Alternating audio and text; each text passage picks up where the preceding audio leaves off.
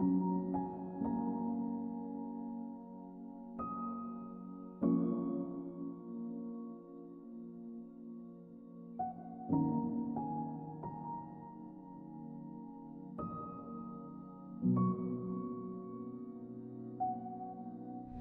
pagi kekasih-kekasih Kristus.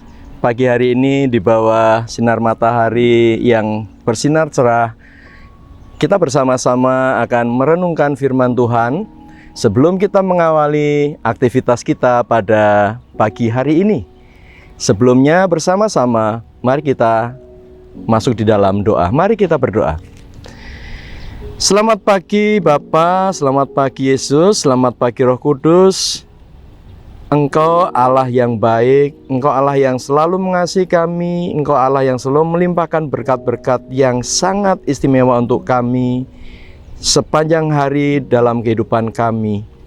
Saat pagi hari ini Tuhan, kami menghadap ke hadirat-Mu untuk mengucapkan puji dan syukur atas kasih setia, berkat dan anugerah yang Tuhan berikan pada kami. Karena Engkau begitu mengasihi kami, segala bentuk berkat-Mu akan kami terima pada hari ini. Dan aktivitas kami akan kami awali bersama-sama dengan merenungkan akan kebenaran firman-Mu, yang mana firman-Mu itu menjadi rema bagi hidup dan kehidupan kami. Oleh karena itu Tuhan, kiranya Roh Kudus-Mu datang hadir di tengah-tengah hati dan pikiran kami, sehingga kami dapat mendengarkan akan kebenaran firman-Mu ini. Di dalam nama Tuhan Yesus Kristus kami mohonkan doa kami. Haleluya. Amin. Ya, saudara yang kasih Tuhan, saya rindu untuk memuji Tuhan pada pagi hari ini. Sebuah lagu dari Kidung Jemaat 424. Tentunya kita sudah tahu juga lagunya, dan bersama-sama mungkin mari kita menyanyi bersama-sama dengan saya. Yesus menginginkan daku. Yesus menginginkan daku bersinar baginya, dimanapun ku berada, ku mengenangkannya. Bersinar, bersinar, itulah kehendak Yesus. Bersinar, bersinar, aku bersinar terus. Yesus menginginkan daku menolong orang lain, manis dan sopan selalu ketika ku bermain. Bersinar, bersinar, itulah kehendak Yesus. Bersinar, bersinar, aku bersinar terus. Ya, saudara kasih Tuhan, firman Tuhan yang mendasari aktivitas kita pada pagi hari ini akan saya ambilkan dari surat Rasul Paulus kepada jemaatnya di Korintus. Ya, kita akan belajar dari 2 Korintus 9 ayat 6 sampai 15. 2 Korintus 9 ayat 6 sampai 15. Demikian firman Tuhan. Camkanlah ini, orang yang menabur sedikit akan menuai sedikit juga, dan orang yang menabur banyak akan menuai banyak juga. Hendaklah masing-masing memberikan menurut kerelaan hatinya, jangan dengan sedih atau karena paksaan, sebab Allah mengasihi orang yang memberi dengan sukacita. Dan Allah sanggup melimpahkan segala kasih karunia kepada kamu, supaya kamu senantiasa berkecukupan di dalam segala sesuatu, dan malah berkelebihan di dalam berbagai kebajikan. Seperti ada tertulis, Ia membagi-bagikan, Ia memberikan kepada orang miskin, kebenarannya tetap untuk selamanya. Ia yang menyediakan benih bagi penabur dan roti untuk dimakan, Ia juga yang akan menyediakan benih bagi kamu dan melipat gandakannya dan menumbuhkan buah-buah kebenaranmu. Kamu akan diperkaya dalam segala macam kemurahan hati, akan membangkitkan syukur kepada Allah oleh karena kami. Sebab pelayanan kasih yang berisi pemberian itu bukan hanya mencukupkan keperluan-keperluan orang-orang kudus, tetapi juga melimpahkan ucapan syukur kepada Allah. Dan oleh sebab kamu telah tahan uji dalam pelayanan itu, mereka memuliakan Allah karena ketaatan kamu dalam pengakuan akan Injil Kristus, dan karena kemurahan hatimu dalam membagikan segala sesuatu dengan mereka dan dengan semua orang. Sedangkan di dalam doa mereka juga merindukan kamu oleh karena kasih karunia Allah yang melimpah di atas kamu. Syukur kepada Allah karena karunia-Nya yang tak terkatakan itu. Sedemikian jauh pembacaan firman Tuhan. Yang berbahagia adalah kita semua yang mendengarkan firman Tuhan dan merenungkan serta melakukan di dalam setiap hidup dan kehidupan kita sehari-hari. Nah, saudara kasih Tuhan, ini saya membawa sebuah mangkuk kecil, ya. Kemudian ini ada sebuah beras atau ada segenggam beras, ya. Ya.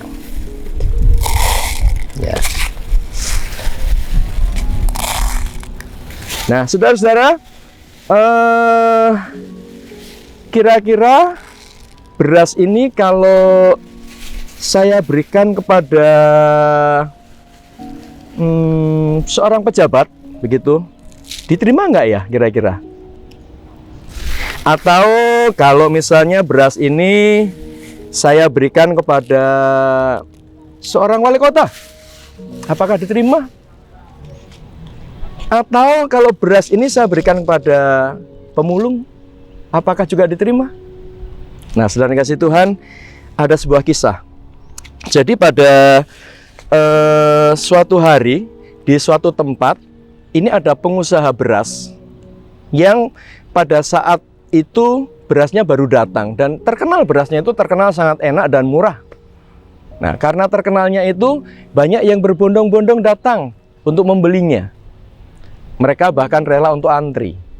Nah, pada saat antri tersebut, di sebuah antrian, itu ada seorang nenek-nenek tua yang miskin yang membawa semangkok kosong ini tadi. Kemudian nenek itu bilang kepada si penjual beras tadi, "Untuk membeli berasmu, saya tidak mampu.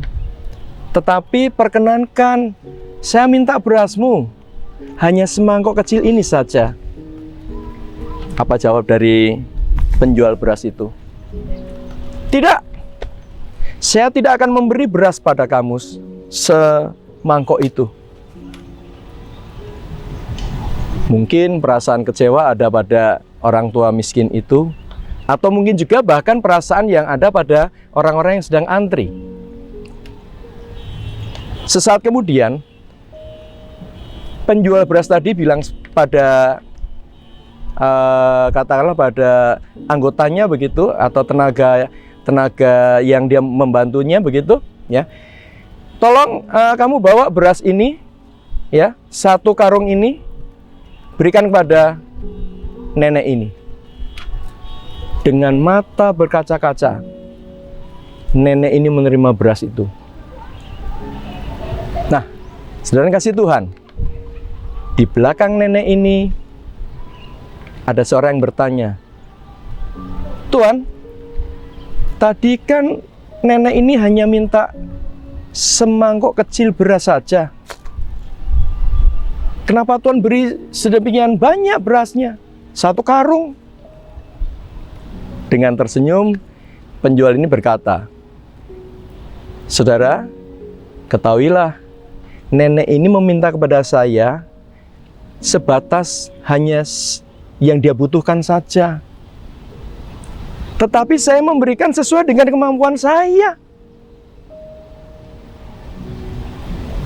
Saya memberikan sesuai dengan kemampuan saya. Karena apa? Karena Tuhan memampukan saya untuk bisa berjualan di sini, untuk bisa melayani, dan saya mengembalikan berkat yang Tuhan berikan pada saya kepada nenek ini. Tentu tidak ada yang salah." Nah, saudara kasih Tuhan, Berkat melimpah bagi yang suka memberi. Ini adalah tema renungan pada pagi hari ini. Jika Alkitab mengatakan, ya, jika Alkitab mengatakan bahwa prinsip tentang memberi dan menerima, menabur dan juga menuai, ya, hal ini menunjukkan bahwa berkat yang disediakan Tuhan bagi kita, bagi orang yang suka memberi adalah sesuatu yang pasti dan akan digenapi. 2 Korintus 9 ayat 8. Dan Allah sanggup melimpahkan segala kasih karunia kepada kamu, supaya kamu senantiasa berkecukupan di dalam segala sesuatu, dan malah berkelebihan di dalam berbagai kebajikan. Ini adalah janji Allah kepada kita. Bagi siapa yang suka memberi. Bahkan mungkin kita ingat janda Sarfat yang dengan segala kekurangannya saja masih mau memberi. Apalagi kita yang mungkin memiliki sesuatu yang berlebih, itu bisa kita berikan pada orang lain, kepada saudara-saudara kita yang membutuhkan, yang lebih membutuhkan. Ya. Dan Allah sanggup melimpahkan segala kasih karunia kepada kamu, supaya kamu senantiasa berkecukupan di dalam segala sesuatu, dan malah berkelebihan di dalam berbagai kebajikan. Nah, sedang kasih Tuhan, kita bisa melihat bahwa memberi adalah perintah dari Allah. Memberi tidak hanya dengan harta kita. Memberi bisa dengan tenaga kita, bisa memberi dengan kemampuan kita, bisa dengan segala sesuatu yang kita miliki.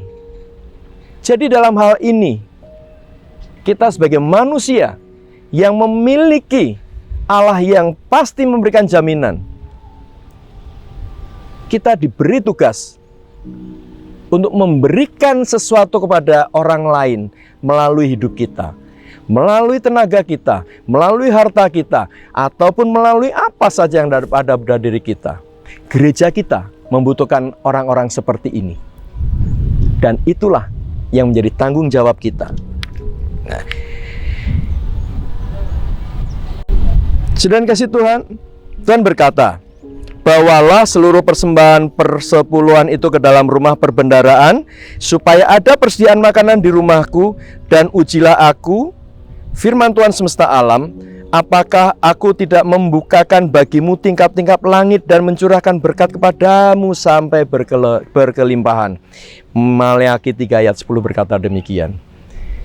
Jadi saudara yang kasih Tuhan, sebuah rasa empati harus kita tumbuh kembangkan di dalam hidup dan kehidupan kita.